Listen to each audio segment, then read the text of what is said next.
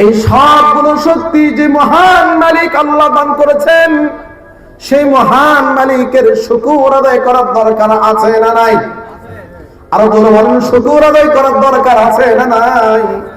ওই আল্লাহ তাআলা বলেন, ও বান্দারা, তোমরা আমার শুকর আদায় করো, কুফরি করো না।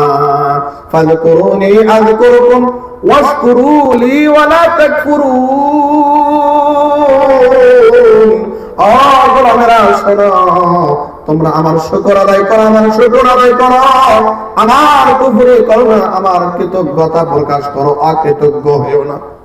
তোমরা যদি আমার শুকর আদায় করতে পারো, তোমরা যদি আমার প্রতি কৃতজ্ঞতা প্রকাশ করতে পারো, লা ইন শাকারতুম লা আযীদান্নাকুম, বান্দারে শুকর আদায় করার সঙ্গে সঙ্গে তোমাদের নিয়ামতগুলোর মধ্যে আরো বরকত দিয়ে নিয়ামতগুলো বাড়াইয়ে দেব। বলেন সুবহানাল্লাহ। ও মুসলমান, একটু ভাবুন, এই জমিনের মধ্যে যখন আমরা আসলাম, আমাদের শরীরে কোনো শক্তি ছিল না, কথা বলবো এমন জবান শক্তি ছিল না, চলাফেরা করব পায়ে এমন শক্তি ছিল না, আমাকে কেহই চিনত না। আজকে যিনি আমাদেরকে তিলে তিলে লালন পালন করে বড় করেছেন, এই সমাজের মধ্যে পরিচিতি ঘটাইয়ে দিয়েছেন, এই সমাজের মধ্যে সুনাম দান করেছেন, মর্যাদা দান করেছেন, বাড়ি গাড়ি নারী মর্যাদা ইজ্জত যিনি দান করেছেন, জবান খুলে চিৎকার দিয়ে বলবেন তিনি কে? হয় নাই, আরো জোরে বলেন তিনি কে? ওই আল্লাহ বলেন, গোলাম লা ইন শাকারতুম লা আযীদান্নাকুম, গোলামেরা আমার নিয়ামত পাইছো, আমার নিয়ামতগুলো তোমরা ভক্ষণ করবে, আর আমি মালিকের শুকর আদায় করবে, আর তোমরা বলবে আলহামদুলিল্লাহ। খানা সামনে চলে আসছে, আমার নাম নিয়ে খানা আরম্ভ করবে, খানা খাওয়া শেষ হবে তো শুকর আদায় করে বলবে আলহামদুলিল্লাহ। বান্দা, তুমি যদি শুকর আদায় করতে পারো, আমি মালিক ওয়াদা দিলাম, শুকর আদায় করবা, তোমার নিয়ামতগুলোর মধ্যে আরো বরকত দিয়ে নিয়ামতগুলো আরো বাড়াইয়া দেব। বলেন সুবহানাল্লাহ।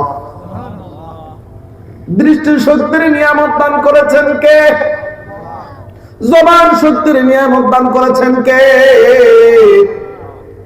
দৃষ্টি শক্তি দ্বারা আমাদের উচিত ছিল আল্লাহর নিয়ামত ভালাই কিছু দেখব আর আল্লাহর শুকর আদায় করব, কিন্তু বান্দা আমরা শুধু আল্লাহর নিয়ামত গুলো দেখি না, বরং অনেক কিছু অবৈধ জিনিসও দেখে থাকে। কথা বলেন ঠিক কিনা? এরপরেও কিন্তু আল্লাহ আমাদের নিয়ামত ছিনিয়ে নেন নাই, আল্লাহ গজব দেয় নাই। ও বান্দা, একটু চিন্তা করো, আল্লাহ যাদেরকে চক্ষু দেয় নাই বাবা, ওই সকল মানুষদেরকে আপনি জিজ্ঞাসা করুন, ও বাবা, আপনার যে চক্ষু নাই, দুনিয়ার কিছু স্বাদ আপনি পান? ওই বান্দা বলবে, না না, আল্লাহর যত সুন্দর আমার সামনে আসুক না কেন, যত সুন্দরের সামনে আমাকে নিয়ে যাওয়া হোক না কেন, সব কিছু আমি কালো দেখতে পাই, সবগুলো একই রকম দেখতে পাই। বান্দা, একটু চিন্তা করুন, একটু ভাবুন, চক্ষু নামক নিয়ামত আল্লাহ দান করেছেন, কত শত শত হাজার হাজার দৃশ্য আমরা দেখি, আল্লাহর নিদর্শন গুলো দেখি, আল্লাহর সৌন্দর্যগুলো আমরা দেখি আর উপভোগ করি। আল্লাহ বলেন, গোলাম, আমার নিয়ামত আমি দান করেছি, আমার নিয়ামত গুলো তোমরা ব্যবহার করো, আমার নিয়ামত গুলো ব্যবহার করার জন্যই দিয়েছি, তবে আমার নিয়ামত গুলো ব্যবহার করবে, আর তোমরা বলবে আলহামদুলিল্লাহ, বলবে আল্লাহ তোমার নিয়ামত তুমি দিয়েছো, বলবে আলহামদুলিল্লাহ। কি বলতে হবে বলেন? আল্লাহ বলেন, গোলামেরা শোনো, আলহামদুলিল্লাহ বলবে, আলহামদুলিল্লাহ বলার সঙ্গে সঙ্গে তোমার নিয়ামত গুলোর মধ্যে আরো স্থায়িত্ব দান করব, বরকত দান করে বাড়াই দেব। বলেন সুবহানাল্লাহ। এরপরে বলেন, গোলাম শোনো, আর আমার দেওয়া নিয়ামত গুলো তোমরা ভক্ষণ করবে, আমার দেওয়া নিয়ামত গুলো তোমরা খাবে, আমার দেওয়া নিয়ামত গুলো তোমরা উপভোগ করবে, করার পরে তোমরা যদি আমার সাথে কুফরি করো, অকৃতজ্ঞ প্রকাশ করো, তাহলে শোনো বান্দা, ওয়ালা ইন কাফারতুম তোমরা অকৃতজ্ঞ বান্দা হওয়ার কারণে ইন্না আযাবি লাশাদীদ। বান্দারে শোনো শোনো, আমার আযাব কিন্তু কঠিন আযাব, আমার শাস্তি, আমার ধরা কিন্তু শক্ত ধরা। ও বান্দা, আমার হাত থেকে তোমরা রেহাই পাবে না, কঠিন আযাবের মধ্যে তোমাদেরকে নিযুক্ত করব। জোরে চিৎকার দিয়ে বলেন নাউযুবিল্লাহ। এজন্য ভূমিকাতে আপনাদেরকে বললাম, সর্ব অবস্থায় আমি সুখে থাকি, দুঃখে থাকি, কষ্টে থাকি, খেয়ে থাকি, অনাহারে থাকি, সর্ব অবস্থায় সর্বহালতে শুকর আদায় করতে হবে কার? হয় নাই? আরো জোরে বলেন, শুকর আদায় করতে হবে কার? আসুন আমরা এমন মহান মুনিবের শুকর আদায় করব, এমন মহান মুনিবের ইবাদত বندگی করব। মহান মুনিব নিজেই কোরআনে কারীমের মধ্যে ঘোষণা করেছেন, ইয়া আইয়ুহান নাস, ইয়া আইয়ুহান নাস উবুদু রাব্বাকুমুল্লাযী খালাকাকুম ওয়াল্লাযীনা মিন ক্বাবলিকুম ওয়াল্লাযীনা মিন ক্বাবলিকুম লাআল্লাকুম তাত্তাকুন। আল্লাহ ডাকতে বললেন, ইয়া আইয়ুহান নাস, হে মানব মণ্ডলী, হে আমার সৃষ্টি মানব, উবুদু রাব্বাকুমুল্লাযী খালাকাকুম, ও হে মানব মণ্ডলী, তোমরা ইবাদত করো, তোমরা গোলামি করো, তোমরা দাসত্ব করো, তোমরা শুকর আদায় করো, তোমরা কৃতজ্ঞতা প্রকাশ করো। কার কৃতজ্ঞতা প্রকাশ করবে? কার ইবাদত করবে? কার গোলামি করবে? ও বান্দারা, মনোযোগ সহকারে শুনুন। সামান্য সুবিধা নেওয়ার কারণে তোমরা তোমার নেতার শুকর আদায় করো, নেতার কৃতজ্ঞতা প্রকাশ করো। সামান্য সুবিধা পাওয়ার কারণে, সামান্য ক্ষমতা পাওয়ার কারণে, সামান্য দুনিয়ার অর্থ সম্পদ পাওয়ার কারণে নেতার পেছনে ঘুর ঘুর করে ঘোরো।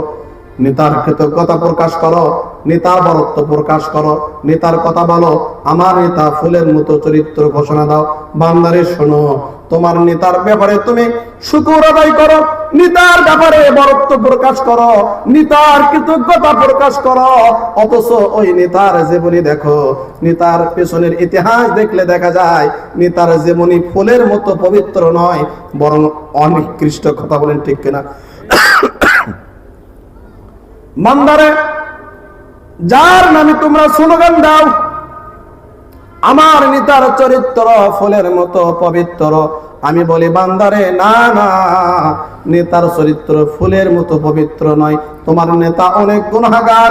নেতার পেছনে চলো, ঠিক আছে, নেতার সাথে ভালো আচরণ করো, ঠিক আছে, নেতার কৃতজ্ঞতা প্রকাশ করো, না করব না মুসলমান। তবে নেতার কৃতজ্ঞতা প্রকাশ করার পূর্বে সেই মালিকের কৃতজ্ঞতা প্রকাশ করো, যে মালিক তোমাকে জমিনের মধ্যে সৃষ্টি করেছেন। কথা বলেন ঠিক কিনা? আল্লাহ বলেন, ইয়া আইয়ুহান নাস উবুদু রাব্বাকুমুল্লাযী খালাকাকুম। ও বান্দারা, তোমরা তোমাদের সেই রবের ইবাদত করো, সেই রবের হুকুম মানো যে রব তোমাদেরকে সৃষ্টি করেছেন। আপনারা বলেন তো, আমাদের সৃষ্টিকর্তা কে? হয় না? জোরে বলুন, আমাদের সৃষ্টিকর্তা কে? কোরআন থেকে আপনাদেরকে বোঝানোর চেষ্টা করব। অল্প যতক্ষণ সময় আলোচনা করব চেষ্টা করেছি, আমি নিয়ত করেছি চেষ্টা করব, যা আলোচনা করব কোরআন থেকে করব ইনশাআল্লাহ। আল্লাহ বললেন, ইয়া আইয়ুহান নাস, হে মানব মণ্ডলী, ও আবুদু, তোমরা ইবাদত করো, দাসত্ব করো, গোলামি করো। কার দাসত্ব করবে? তোমার নেতার নয়, তোমার নেতার নয়, তোমার নেতার নয়। ও আবুদু রাব্বাকুম, তোমাদের রবের দাসত্ব করবে। সুবহানাল্লাহ। কার দাসত্ব করতে হবে? রবের, আল্লাহ। আরে কোন রবের দাসত্ব করব? কোন রবের ইবাদত করব? সেই রব নিজেই নিজের পরিচয় সুন্দর করে তুলে ধরেছেন। রব বলেন, বান্দারে, তোমরা তোমাদের সেই রবের ইবাদত করো, আল্লাযী জাআলা লাকুমুল আরদা ফিরাশা। রব বলেন, ও বান্দা, তোমাদের সেই রবের ইবাদত করো, যে রব এই জমিনকে তোমাদের জন্য ফিরাশা, বিছানা বানিয়ে দিয়েছেন। বলেন সুবহানাল্লাহ। এই মহাসমুদ্র পানির উপরে, ভাসমান পানির উপরে জমিনকে যিনি স্থির করে দিয়েছেন, এই জমিনের উপরে বসবাস করার মতো যিনি উপযোগী করে দিয়েছেন, চিৎকার দিয়ে বলেন তিনি কে? হয় নাই আরো জোরে বলেন তিনি কে? আল্লাহ বলেন বান্দা ও আবুদু, তোমরা ইবাদত করো আল্লাযী জাআলা লাকুমুল আরদা ফিরাশা, যিনি এই জমিনকে তোমাদের জন্য বিছানা বানিয়ে দিয়েছেন। ও আবুদু রাব্বাকুমুল্লাযী খালাকাকুম, প্রথম বললেন যিনি তোমাদেরকে সৃষ্টি করেছেন, ওয়াল্লাযীনা মিন ক্বাবলিকুম, শুধু তোমাদেরকে সৃষ্টি করেছেন এমনটি নয়। এরপরে মালিক বললেন বান্দারা শোনো, তোমাদেরকে জমিনের মধ্যে সৃষ্টি করেছি, শুধু এতটুকুই নয়, তোমাদের পূর্ববর্তী, তোমার দাদা, তোমার নানা, তোমার পরদাদা, তোমার পূর্বে যত মানুষ জমিনের মধ্যে এসেছে সবগুলো মানুষকেও তিনি সৃষ্টি করেছেন। কে? আল্লাহ বললেন ওয়াল্লাযীনা মিন ক্বাবলিকুম, তোমাদের পূর্ববর্তীদেরকেও সৃষ্টি করেছি লাআল্লাকুম তাত্তাকুন, ও বান্দা যদি তোমরা তা বোঝো, লাআল্লাকুম তাত্তাকুন। এরপরে মালিক বললেন তোমরা তোমাদের সেই রবের ইবাদত করো, সেই রবের শুকর আদায় করো, আল্লাযী জাআলা লাকুমুল আরদা ফিরাশা, যিনি এই জমিনকে আমাদের জন্য বিছানা বানিয়েছেন। শুধু তাই নয়, ওয়াস সামাআ বিনাআ, মালিক কত সুন্দর করে বললেন ও গোলামেরা শোনো, তোমার রবের পরিচয় তুমি জেনে নাও। তোমার রব এই জমিনকে তোমাদের জন্য বিছানা বানিয়েছেন। জমিনকে শুধু বিছানা বানিয়েছেন এমনটি নয়, বরং আসমানকেও তোমাদের মাথার উপরে ছাদ বানিয়ে দিয়েছেন। বলেন সুবহানাল্লাহ। একটু চিন্তা করুন তো, এই মহান আসমান, এত বড় আসমান, যে আসমানে কোনো খুঁটি নাই, যে আসমানের কোনো রশি নাই, এত বড় আসমান যিনি মাথার উপরে ঝুলাই রেখেছেন, ও মুসলমান একটু চিন্তা ভাবনা করে বলুন তো তিনি কে? ওই আল্লাহর ইবাদত বندگی করার দরকার আছে না নাই? আল্লাহ বলেন বান্দারে এই জমিনকে তোমাদের জন্য ফিরাশা বিছানা বানাইছি, আর আসমানকে তোমাদের মাথার উপরে আমি ছাদ বানিয়ে দিয়েছি। এরপরে বলেন ওয়া আনজালা মিনাস সামাই মাআন ফাআখরাজা বিহি মিনাস সামারাতি রিজকাল লাকুম। কত সুন্দর করে আল্লাহ বর্ণনা করেন। গোলামেরা শোনো, ওয়া আনজালা মিনাস সামাই মাআন, আসমানকে তোমাদের মাথার উপরে ছাদ বানানোর পরে ওই আসমান থেকে জমিনের মধ্যে পানি বর্ষণ করেন কে? ওয়ানজালা মিনাস সামাই মাআ, আসমান থেকে জমিনের মধ্যে পানি বর্ষণ করে। কেন পানি বর্ষণ করে বান্দা জানেনি? এই জন্য পানি বর্ষণ করি ফাখরাজা বিহি মিনাস সামারাতি রিজকাল লাকুম, যেন এই জমিন থেকে ফসল আদি উৎপন্ন হয়। বলেন সুবহানাল্লাহ। আল্লাহ কত সুন্দর করে বললেন গোলাম, জমিন সৃষ্টি করেছি, আসমান সৃষ্টি করেছি, আসমান সৃষ্টি করার পরে আসমান থেকে জমিনের মধ্যে পানি বর্ষণ করি তোমাদের জন্য। এজন্য পানি বর্ষণ করি জমিনটা যেন উর্বর হয়ে যায়, জমিন থেকে যেন ফসল আদি উৎপন্ন হয়, যে ফসলগুলো তোমরা তোমাদের রিজিক হিসেবে গ্রহণ করে থাকো। বলেন সুবহানাল্লাহ। ফাআখরাজা বিহি মিনাস সামারাতি রিজকাল লাকুম, ফসল আদি উৎপন্ন করি তোমাদের রিজিক স্বরূপ। ফালা তাজআলু লিল্লাহি আনদাদা, মালিক কত সুন্দর করে বলেন গোলাম, এই যে এত কিছু তোমাদের সামনে উপস্থাপন করলাম, তোমাদেরকে বললাম তোমরা সেই রবের ইবাদত করো যে রব তোমাদের সৃষ্টিকর্তা, যে রব তোমাদের সৃষ্টি করেছেন। শুধু তোমাদের সৃষ্টি করেছেন এমনটি নয়, বরং তোমাদের পূর্ববর্তী যারা জমিনের মধ্যে এসেছে তাদেরকেও সৃষ্টি করেছেন। এরপরে মালিক আরো সুন্দর করে পরিচয় বললেন, গোলামেরা এই জমিনকে যিনি বিছানা বানাইছেন এবং আসমানকে যিনি তোমাদের মাথার উপরে ছাদ বানাইছেন। আরো বললেন গোলাম শোনো, আসমানকে মাথার উপরে ছাদ বানানোর পরে আসমান থেকে জমিনের মধ্যে পানি বর্ষণ করেন, জমিনকে উর্বর করেন, জমিন থেকে ফসল আদি দান করেন, তোমাদেরকে রিজিক দান করেন। এরপরে মালিক বলেন ওয়ানজালা ফালা তাজালু লিল্লাহি আনদাদা, অতএব বান্দা তোমরা সেই মালিকের সঙ্গে আর কাউকে শরীক করো না, মালিকের সঙ্গে অংশীদারি স্থাপন করো না। মালিক তো একজন। মালিক কয়জন? আমাদের রব কয়জন? সবাই বলেন আমাদের রব কয়জন? আল্লাহ বললেন লাউ কানা আলিহাতুন ইল্লাল্লাহু লাফাসাদাতা। তাফসীর শোনাচ্ছি আপনাদের। আল্লাহ বললেন গোলামেরা শোনো, রব যদি একের অধিক হইতো, লাউ কানা আলিহাতুন ইল্লাল্লাহু লাফাসাদাতা, একের অধিক যখনই রব হইতো তাহলে রবের মধ্যে ফাসাদ লেগে যেত, রবের মধ্যে দ্বন্দ্ব লেগে যাইতো। আমরা আজকে জমিনের মধ্যে দেখি আমাদের ব্যবসায়, আমাদের বিজনেসে পার্টনার থাকে, একজনের সাথে আরেকজন যখন পার্টনার হয়, দুইজন পার্টনার মিলে যখন আমরা ব্যবসা করি, ব্যবসা করতে করতে কোনো না কোনো সময় পার্টনারের সাথে পার্টনারের লেগে যায়, কথার মিল হয় না। কথা বলেন ঠিক কিনা? দুনিয়ার সামান্য ব্যবসা করতে যে, একটা বিষয় পরিচালনা করতে যে পার্টনারের সাথে যদি এক হইতে না পারে, যে আল্লাহ মহান জমিন সৃষ্টি করেছেন, মহান আসমান 4টা 7টা আসমান সৃষ্টি করেছেন, হাজার হাজার lakh lakh crore crore billion trillion million মাখলুক সৃষ্টি করেছেন, সে রব যদি এক না হয়ে দুইজন হইতো তাহলে রবের মধ্যেও ফাসাদ লেগে যেত। কথা বলেন, কথা ঠিক কিনা? মাওলা এই কথাই বলেছেন, লাউ কানা আলিহাতুন ইল্লাল্লাহু লাফাসাদাতা। গোলামেরা শোনো, রব যদি একের বেশি দুইজন হইতো তাহলে রবের মধ্যে ফাসাদ লেগে যেত। রব হলাম একজন। আল্লাহ সূরা ইখলাসের মধ্যে নিজের পরিচয় বলেছেন, কুল হুয়াল্লাহু আহাদ। রব কয়জন? রব কয়জন? কুল হুয়াল্লাহু আহাদ, রব হলো একজন। ওই আল্লাহ বললেন, ফালা তাজআলু লিল্লাহি আন্দাদা। ও গোলামেরা, অতএব এক রবের সঙ্গে অন্য কাউকে তোমরা অংশীদার স্থাপন করো না, রবের সঙ্গে কাউকে শরীক করো না। আন্দাদা ওয়া আনতুম তা'লামুন, যদি তোমরা তা বোঝো। এতক্ষণ যে ওয়াজ করলাম, আলোচনা করলাম, আল্লাহ বললেন গোলাম ওয়া আনতুম তা'লামুন, এই কথাগুলো যদি তোমরা বোঝো তাহলে এই একজন রবের সঙ্গে অন্য কাউকে শরীক করো।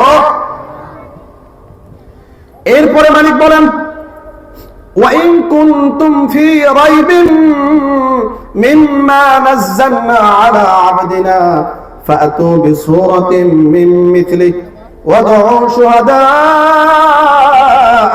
মিন দুনিল্লাহ ইন কুনতুম সাদিকিন।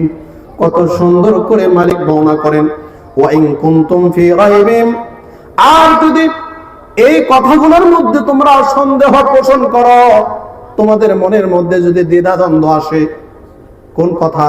যে রব আমাদের সৃষ্টি করেছেন, রব এই জমিনকে আমাদের জন্য বিছানা বানিয়েছেন, আসমানকে মাত্র করে ছাদ বানিয়েছেন, রব আসমান থেকে পানি বর্ষণ করেন, রব ফল ফসলাদি দান করেন, রব একজন।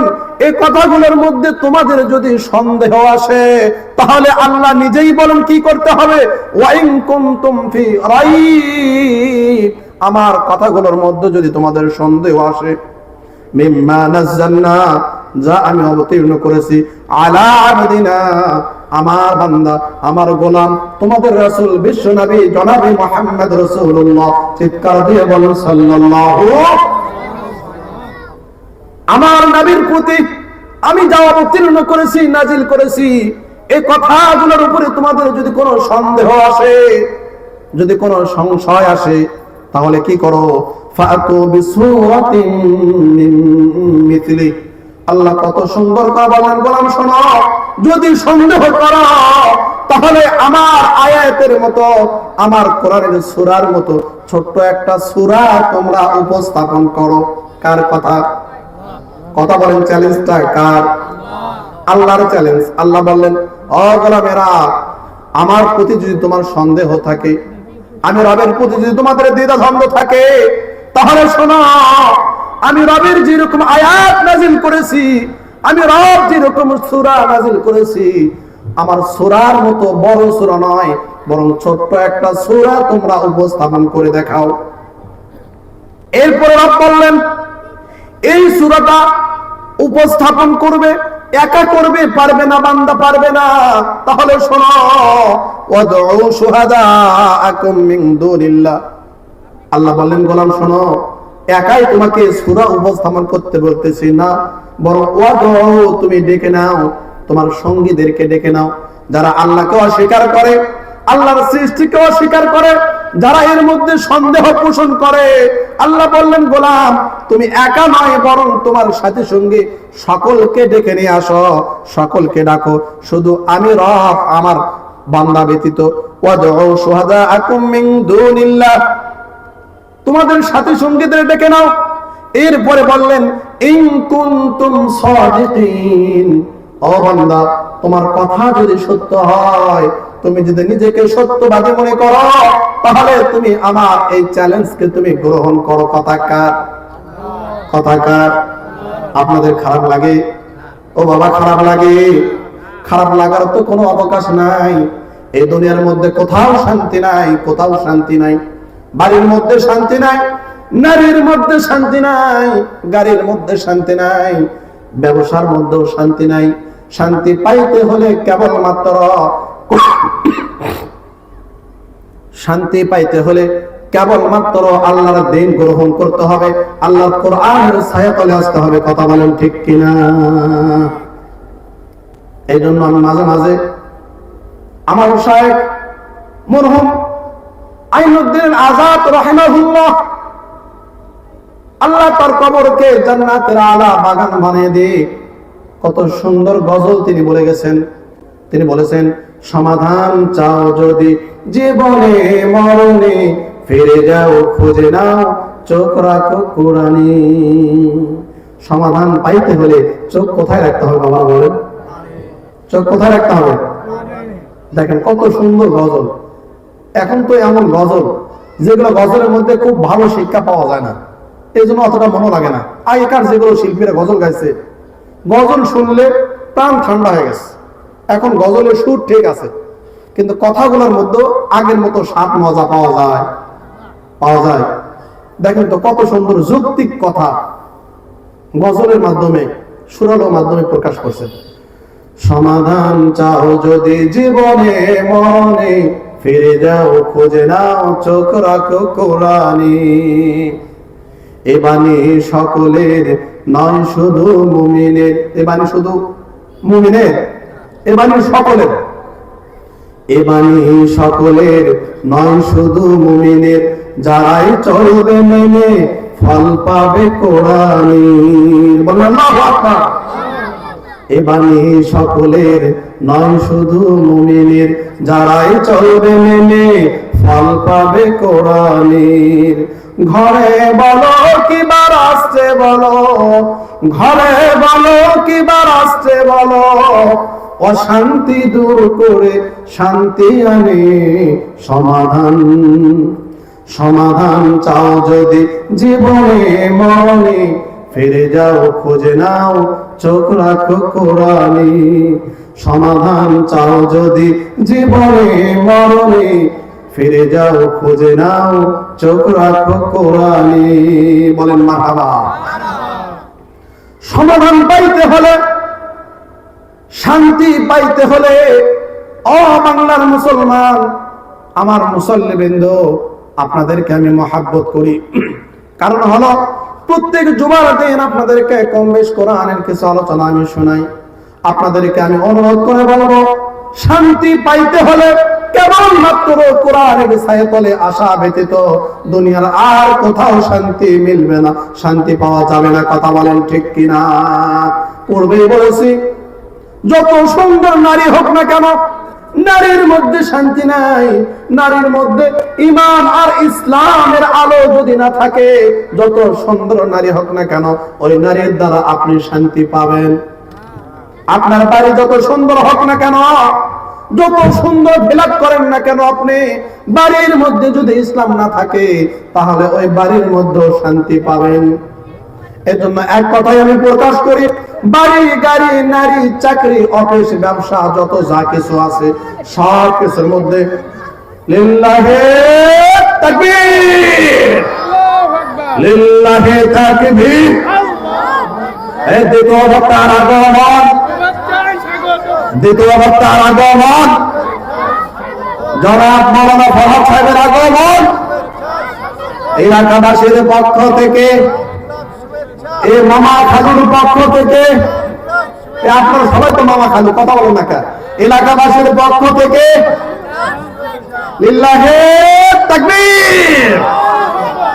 আপনাদের এলাকার সন্তান, আপনাদের গর্ব করা উচিত।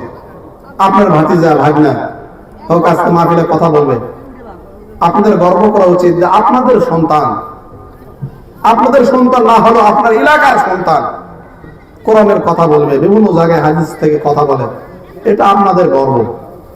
আমরা দূরে কোথাও গেলে যদি শুনে বাড়ি কোথায়, বগুড়া, কোন থানায়, কাহালু, আমাদেরকে বলে ও বৌদিন রশিদ চাচার এলাকায় বাড়ি, নিজেকে একটা গর্ব ফিল হয় যে না, বজলু চাচার এলাকায় আমার বাড়ি না, থানায় বাড়ি, অনেক দূরে বাড়ি আমার।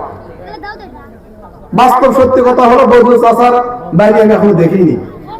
তারপরেও দূরে গেলে যখন মাহফিলে যাই, যখন শোনে কালো থানায় বাড়ি, ও বজলু চাচা পরিচিত, ওনার এলাকায় বাড়ি, জি, আমাকে নিজেকে গর্ব ফিল হয় যে না, তারা আমাকে ওই চাচার কারণে বাহবা দিচ্ছে। আপনাদের এলাকার সন্তান, আপনারা তার জন্য প্রাণ খুলে দোয়া করবেন, আল্লাহ তাকে আরো বড় মানাক, কোরআনের খাদেম হিসেবে কবুল করে, বলেন আমিন। আর সামান্য আলোচনা করবো নাকি ছেড়ে দেবো বলেন? হ্যাঁ, সময় তো শেষ। হ্যাঁ, চলবে কিছুক্ষণ? আচ্ছা, আমি তাফসীর নিয়ে আলোচনা করতেছি, শেষ করে দেবো ইনশাআল্লাহ। কোরআনের কথা আপনাদেরকে শোনাচ্ছিলাম। তাহলে যে কথা বলতেছিলাম, আল্লাহ বলেছেন গোলাম শান্তি কোথাও পাবে না, শান্তি পাইতে হলে কেবলমাত্র কোরআনের ছায়াতলে আসতে হবে, ঈমান নামক দৌলত অর্জন করতে হবে। আর কোরআনের ছায়াতলে, কোরআনের কাছে তুমি যদি সমর্থন করো, কোরআনের কাছে মাথা যদি তুমি সিলিন্ডার করে দাও, তাহলে কেবলমাত্র কোরআনকে নিজের জীবনের সঙ্গে সেটিং ফেটিং করার কারণে কেবল তোমার উপরে রহমত শান্তি বর্ষণ হবে। বলেন সুবহানাল্লাহ। আল্লাহ বললেন গোলাম শোনো, আমি মালিক তোমাদের সৃষ্টি করেছি, তোমাদের পূর্ববর্তীদের সৃষ্টি করেছি, এই জমিনকে তোমাদের জন্য বিছানা বানাইছি, আসমানকে তোমাদের মাথার উপরে ছাদ বানাইছি, আসমান থেকে পানি বর্ষণ করি, এই পানি দ্বারা জমিনে ফসল আদি দান করি, সেখান থেকে তোমাদেরকে রিজিক দিই। অতএব বান্দা, তোমরা আমি আল্লাহর সঙ্গে কাউকে শরীক করো না। এরপরে আল্লাহ বললেন গোলাম, তোমরা যদি এই ব্যাপারে সন্দেহ পোষণ করো, যদি তোমাদের অন্তরে সংশয় আসে, তাহলে কি করো? ওয়া ইন কুনতুম ফি রাইবিন মিম্মা নাযালনা আলা আবদিনা ফাতু বিসূরাতিন মিন মিথলি। আমি আমার রাসূল মুহাম্মদ রাসূলুল্লাহ সাল্লাল্লাহু আলাইহি সাল্লামকে তোমাদের কাছে নবী হিসেবে প্রেরণ করেছি, তার উপরে আমার আয়াতগুলো নাজিল করে, সূরাগুলো নাজিল করে। এই ব্যাপারে তোমাদের যদি সন্দেহ থাকে, তাহলে তোমরা কি করো? আমার চ্যালেঞ্জ গ্রহণ করো। কার চ্যালেঞ্জ? আল্লাহ। কথা বলেন, চ্যালেঞ্জ কার? আল্লাহ বললেন ওয়াদউ ফাতু বিসূরাতিন মিন মিথলিহি। আমার চ্যালেঞ্জ হলো আমার আয়াতগুলোর মতো, আমার সূরাগুলোর মতো বড় সূরা নয়, বরং ছোট্ট একটা সূরা তোমরা আবিষ্কার করে দেখাও, যদি তোমরা সত্যবাদী হও। এরপরে বললেন, আর এই সূরা আবিষ্কার করার জন্য, সূরাকে আবিষ্কার করার জন্য তুমি একাই মেহনত করবে, একাই চিন্তা করবে এমনটি নয়, বরং ওয়াদউ শুহাদাআকুম, তোমার সাথী সঙ্গীদের তুমি ডেকে নাও। তোমার মতো আরো যারা এ বিষয়ে সন্দেহ পোষণ করে, দুনিয়ার সমস্ত এমন কাফের মুশরিকদেরকে তোমরা ডেকে নাও। এরপরেও তোমরা একটা সূরা উপস্থাপন করো, যদি তোমরা সত্যবাদী হয়ে থাকো। এরপরে মালিক আল্লাহ তাআলা বলেন ফাইল্লাম তাফআলু ওয়া লান তাফআলু। আল্লাহ তাআলা তাগিদ দিয়ে বলেন, কি বলেন একটু মনোযোগ সহকারে শুনুন। আল্লাহ প্রথমে চ্যালেঞ্জ দিয়েছে, এরপরে বলেন বান্দা ফাইল্লাম তাফআলু, তা তোমরা পারবে না, ওয়া লান তাফআলু, তোমরা কখনো তা পারবে না। আল্লাহ বলেন যদি তোমরা তা না পারো, ফাইল্লাম তাফআলু, যদি তোমরা তা না পারো, ওয়া লান তাফআলু, আর বান্দা কখনো তোমরা পারবে না, তোমাদের পক্ষে সম্ভব নয় আল্লাহর চ্যালেঞ্জ গ্রহণ করা। কথা বলেন, কোন মানুষের পক্ষে আল্লাহর চ্যালেঞ্জ গ্রহণ করা সম্ভব? কথা বলেন, সম্ভব? দুনিয়ার যত জ্ঞানী গুণী হোক না কেন, দুনিয়ার যত ক্ষমতাধর হোক না কেন, আল্লাহর সঙ্গে মোকাবেলা করা সম্ভব। আল্লাহর সঙ্গে জমিনে যারাই মোকাবেলা করেছে, আল্লাহর সঙ্গে মোকাবেলা করতে গেছে যারা কল্লা দিয়েছে, তারা কথা বলেন ঠিক কিনা? আল্লাহর সঙ্গে কখনো মোকাবেলা করা যায় না। আল্লাহ বললেন ফাইল্লাম তাফআলু, যদি তোমরা তা পারবে না, ওয়া ইল্লাম তাফআলু, তা তোমরা কখনো পারবেও না, তাহলে কি করো? ফাত্তাকুন নার আল্লাতী ফাত্তাকুন নার। আল্লাহ বললেন গোলাম, তোমরা তা যদি না পারো আর পারবেও না, ফাত্তাকুন নার, ফাত্তাকুন নার, তাহলে আমার আগুন থেকে তোমরা বাঁচো, আমার আগুন থেকে নিজেকে বাঁচাও। ওয়াকুদুহা, যে আগুনের ইন্ধন, যে আগুনের জ্বালানি, ওয়াকুদুহান নাসু ওয়াল হিজারা। আল্লাহ বলেন গোলাম শোনো শোনো, তোমরা যদি তা না পারো, পারবেও না, তাহলে আমার আগুন থেকে তোমরা নিজেরা বাঁচো, নিজেকে বাঁচাও। আমার আগুন তো সেই ভয়ঙ্কর আগুন, আমার আগুন তো সেই জ্বালানিময় আগুন, যে আগুনের জ্বালানি মানুষ, যে আগুনের জ্বালানি হবে পাথর। ওই আগুন আমি জ্বালাবো মানুষ আর পাথর দ্বারা, সে আগুন থেকে নিজেকে বাঁচো। উইদ্দাত লিল কাফিরিন। আল্লাহ বলেন বান্দারা শোনো, ওই জাহান্নাম আমি তৈরি করব এমনটা নয় বান্দা, বরং উইদ্দাত, আমি সেটা তৈরি করেছি লিল কাফিরিন, কাফেরদের জন্য ওই জাহান্নামকে প্রস্তুত করেছি। বলেন সুবহানাল্লাহ, সুবহানাল্লাহ। এই জন্য বললাম ওই জাহান্নামের আগুন আল্লাহ কাফেরদের জন্য সৃষ্টি করেছে। আবার বলেন সুবহানাল্লাহ। উইদ্দাত লিল কাফিরিন। আরেকটা আয়াতের তরজমা শোনাবো। এরপর আল্লাহ বললেন ওয়াবাশশিরিল লাযিনা আমানু, ওয়াবাশশির, তাদের জন্য সুসংবাদ, তাদের জন্য খুশখবরি। ওয়াবাশশির আল্লাযিনা আমানু ওয়া আমিলুস সলিহাত, যারা ঈমান নামক দৌলত অর্জন করেছে, যারা ঈমান আনয়ন করেছে। আমরা সকলে এক আল্লাহর প্রতি ঈমান এনেছি, কথা বলেন ঠিক কিনা? আপনারা এক আল্লাহকে বিশ্বাস করেন না করেন না? আল্লাহ বললেন বান্দা তাদের জন্য সুসংবাদ, ওয়াবাশশিরিল লাযিনা আমানু, যারা ঈমান আনয়ন করেছে। এরপরে বলেন ওয়া আমিলুস সলিহাত, ঈমান আনয়ন করার পরে আমলে সলিহা করেছে, ভালো কাজ করেছে।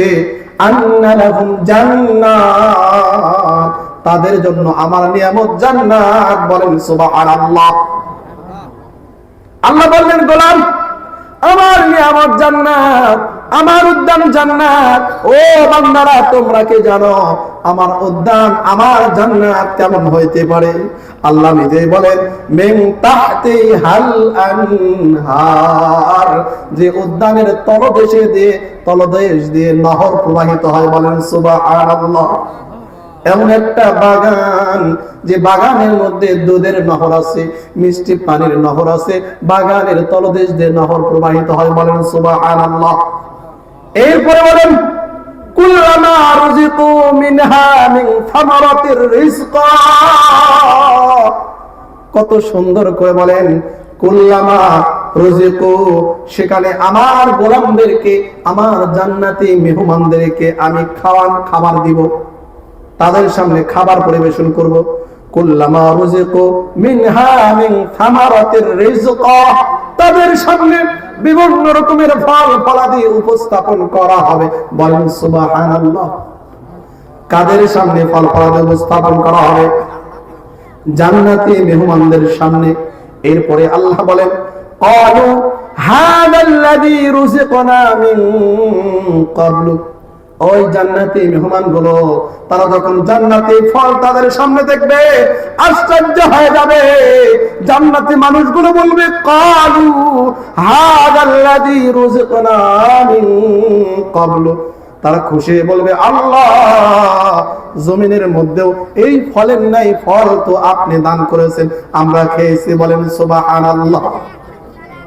মুফাসসিরিন ইকরাম ব্যাখ্যা করেছেন, জান্নাতীদেরকে জান্নাতের মধ্যে যখন ফল দেওয়া হবে, জান্নাতীরা ফল দেখতে একই রকম হইলেও ওই ফলগুলোর মধ্যে এত স্বাদ থাকবে আর এত মজা থাকবে যে দুনিয়ার মানুষ তা কখনো চিন্তাও করতে পারে না, উপলব্ধি করতে পারে না। চিৎকার মেরে বলেন সুবহানাল্লাহ। এরপরে বলেন ওয়াউতু বিহি মুতাশাবিহা, এটা তো দুনিয়ার ফলের মতো। ওয়ালাহুম ফিহা আসওয়াজুম মুতাহহারা, পরে পরে বলেন আর ওই জান্নাতি মেহমানদের জন্য থাকবে, জান্নাতি যুবকদের জন্য থাকবে ওয়ালাহুম ফিহা, ওই জান্নাতের মধ্যে আজওয়াজুম মুতাহহারা, পবিত্র সুন্দরী রমণী তাদেরকে দান করা হবে। জোরে বলেন সুবহানাল্লাহ। এই জান্নাতের রমণী চান না আপনারা? কেউ সুবহানাল্লাহ বলেন না? মানে সকলে বলেন সুবহানাল্লাহ। আরে দুনিয়ার কি আর সুন্দর, খায় আর পায়খানা করে, একটু খারাপ লাগতেছে মনে হয়। দুনিয়ার কি আর সুন্দর, খায় আর বায়ু ছাড়ে, দুর্গন্ধ। তার পিছনে আপনারা পাগল হয়ে গেলেন যে দুনিয়ার মধ্যে অপবিত্র হয়ে যায়। কিন্তু আল্লাহ জান্নাতি যুবকদের ব্যাপারে যে ওয়াদা দিলেন, যে ঘোষণা দিলেন, এই ঘোষণা শোনার পরে সকলের প্রাণ খুলে চিৎকার দিয়ে সুবহানাল্লাহ বলা উচিত। আবার বলে শোনেন, আল্লাহ বললেন ওয়ালাহুম ফিহা আজওয়াজুম মুতাহহারা, জান্নাতি যুবকদেরকে এমন রমণী দেওয়া হবে, এমন সুন্দরী দেওয়া হবে যারা পুত পবিত্র, কখনো নাপাক হবে না। চিৎকার মেরে বলেন সুবহানাল্লাহ। এমন রমণী দান করবেন, এমন সুন্দরী দান করবেন যারা কখনো নাপাক হবে। আজওয়াজুম মুতাহহারা, পবিত্র স্ত্রীগণ দেবেন। ওয়াহুম ফিহা খালিদুন, যেখানে অনন্ত অসীম আমাদেরকে থাকতে হবে, সময় পার করতে হবে। এই জন্য 2 মিনিটের মধ্যে আমরা আলোচনা শেষ করবো। মুসলমান, আমাদেরকে সর্ব অবস্থায় সর্ব হালতে শুকর আদায় করতে হবে কার? কৃতজ্ঞতা প্রকাশ করতে হবে কার? আল্লাহর শুকর আদায় করতে হবে, আল্লাহর কৃতজ্ঞতা প্রকাশ করতে হবে। আর কবরের কথা বেশি বেশি স্মরণ করতে হবে। মুসলমান, কবরের কথা যদি মুসলমান দিল থেকে স্মরণ করতে পারে, মন থেকে স্মরণ করতে পারে, তাহলে মৃত্যুর কথা স্মরণ করার সঙ্গে সঙ্গে আল্লাহ তাআলা মৃত্যুর কথা স্মরণ করার কারণে দুনিয়ার বিভিন্ন গুনাহ থেকে তাকে বাঁচিয়ে দেবেন। বলেন সুবহানাল্লাহ। কবরের কথা বেশি বেশি স্মরণ করতে হবে, যে কবরে কোনো বন্ধ থাকবে না, যে কবরে কোনো সাথী থাকবে না, যে কবরে কোনো বাঁচে থাকবে না, ওই কবরের কথা স্মরণ করতে হবে। চিন্তা করে দেখো না কবরে কি যাইবা না, চিন্তা করে দেখো না কবরে কি যাইবা না। যে কবরে আল্লাহ ছাড়া বন্ধু কেউ থাকবে না, চিন্তা করে দেখো না কবরে কি যাইবা না। এ দুনিয়ার সবই পর, কবর তোমার আসল ঘর। কথা বলেন ঠিক কিনা? দুনিয়ার কেউ আপন আছে? এই দুনিয়ার সবই পর, কবর তোমার আসল ঘর। কেমনি রবে ওই কবরে শুধুই মাটির বিছানা। চিন্তা করে দেখো না কবরে কি যাইবা না, চিন্তা করে দেখো না কবরে কি যাইবা না। ওহে মুমিন মুসলমান পড়ো না হাদিস কোরআন, ওহে মুমিন মুসলমান পড়ো না হাদিস কোরআন। আলেমদের কথা শুনে কেন আমল করো না, আলেমদের কথা শুনে কেন আমল করো না। চিন্তা করে দেখো না কবরে কি যাইবা না, চিন্তা করে দেখো না কবরে কি যাইবা না। আল্লাহ আমাদের সকলকে ওই কবরের মাল সামানা সংগ্রহ করে তৈয়ার করে কবরে যাবার তৌফিক দান করুক বলি আমিন। সময় একটু বেশি নিয়েছি, বেয়াদবি নেবেন না, ক্ষমা সুন্দর দৃষ্টিতে দেখবেন। আবার বলছি, আপনাদের অত্র এলাকার কৃতি সন্তান, এই যুবক বয়সের পাত্র ইসলামিক পথে না এসে কোরআনের পথে না থেকে বিভিন্ন গান বাজনা অন-ইসলামিক কাজে জড়িত হইতে পারত, আল্লাহ তাকে তৌফিক দিয়েছে, হিদায়াত নসিব করেছে, ইসলামিক কাজের সাথে সম্পৃক্ত হয়েছে। তো আপনাদের যুবক এলাকার কৃতি সন্তান, যুবক আমার স্নেহের ছোট ভাই ফরহাদের জন্য আমি দোয়া করছি, আল্লাহ তাকে বিশ্বব্যাপী কোরআনের খাদেম হিসেবে কবুল করুন বলি আমিন। পরিশেষে আপনাদের সকলের জন্য দোয়া করছি, আপনারা কোরআনের কথা শুনলেন, আল্লাহ সকলকেই এই কোরআনের কথাগুলোর উপরে আমল করবার তৌফিক দান করুন বলি আমিন। ওয়া আখিরু দাওয়ানা আলহামদুলিল্লাহি রাব্বিল আলামিন। নাসরুম মিনাল্লাহি ওয়া ফাতহুন করিব। আসসালামু আলাইকুম ওয়া রাহমাতুল্লাহি ওয়া বারাকাতুহু।